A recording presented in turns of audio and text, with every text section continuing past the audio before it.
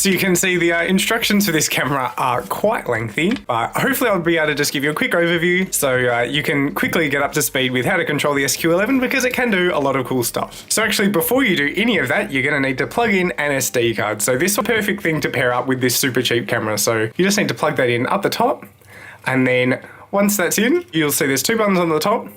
Press the on button, and then now you see the power buttons on. So right now this blue light means that we're actually in 720p recording mode. So if I press the power button again, you'll see the lights flashed and now it's turned off. And that means we're actually recording 720p video. So I can move it around and we're actually recording video on this camera. I'll press it again to stop recording video. And now what we can do with this other mode button is actually cycle through the modes. So right now we're on 720p. That's what this blue light means. If I press the mode button, you can actually see we've got a red and a blue. It's a bit hard to see on the camera, but the red and the blue LED are both on, and that means we're in 1080p mode. So this SQ11 camera can shoot 720 and 1080p video. Switching into 1080p mode will give you slightly better quality at the expense of draining the battery a bit quicker and just using up a bit more space on the SD card. There's also a third mode. If we press mode one more time, you'll see it's just the red light, and if we press the power button, you can see we've actually just taken a photo, and the red light is the photo mode. So those are the three main modes for this camera: the 720p recording,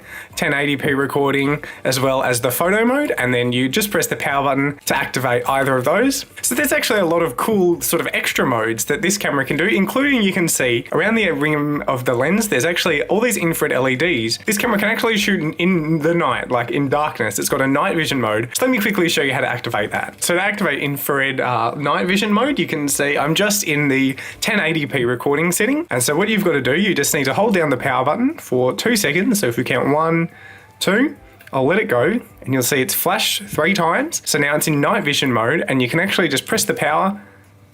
It'll start recording.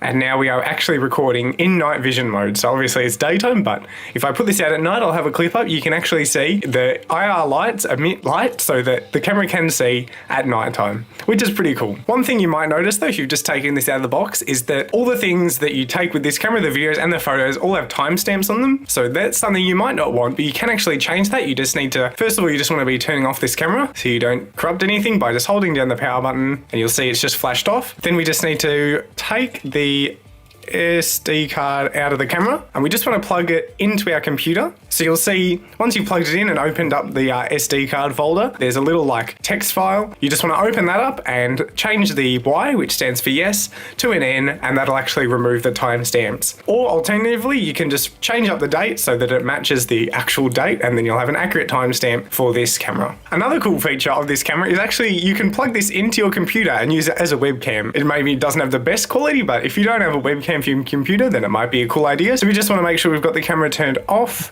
There you go. So we just need then to take out the SD card, and now using the included cable, this cable also comes in the box. You can see one end is this sort of mini AV cable which can plug into the back of the SQ11.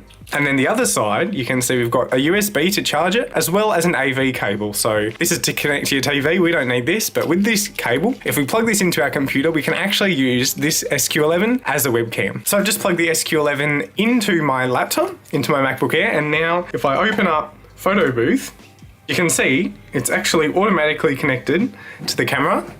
Where are we? There you are. So you can see it's not the prettiest video. Is out the window. It's not the prettiest, but it is pretty cool that you can use this as a webcam as well. If you don't want to have this, just off the cable, you can connect it to your laptop and use it that way.